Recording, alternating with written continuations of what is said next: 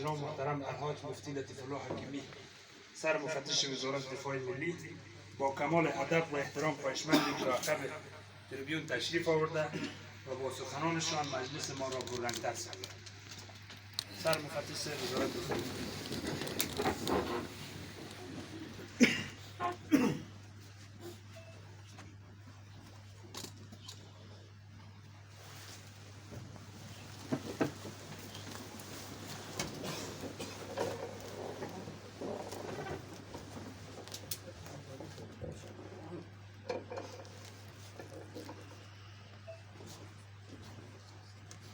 الحمد لله رب العالمين والصلاة والسلام على إمام المجاهدين محمد وعلى آله وصحبه.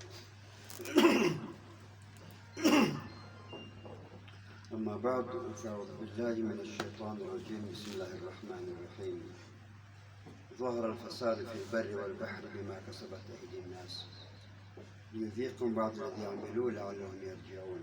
صدق الله العظيم.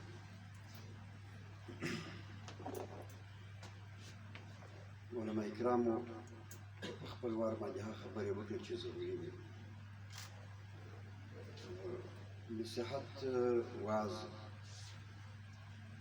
به نه بولو، مذاکره به ورته ووایو، یادونه به وکړو.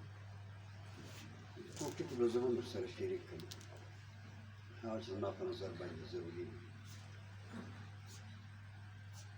حوصله مو غواړم. خدای خبر بیا به په زندګي موږ داسې سره وي یا به نه سره وي. هر څه بې باوره دی دنیا. ډېر وخت تاسې دلته تېر کړي، موږ پوښتنه هم در باندې کمه کړې ده. ملګري موظف کړي وو چې ستاسې خدمت وکړي. انشاءالله هیله لرم تاسې حوصله یاست. بیا هم غنیمت دی چې غرمه سره تېروو. لوی هدف د پروردګار عالم لخوا څخه د راکړل سوي نظام د تحفظ ده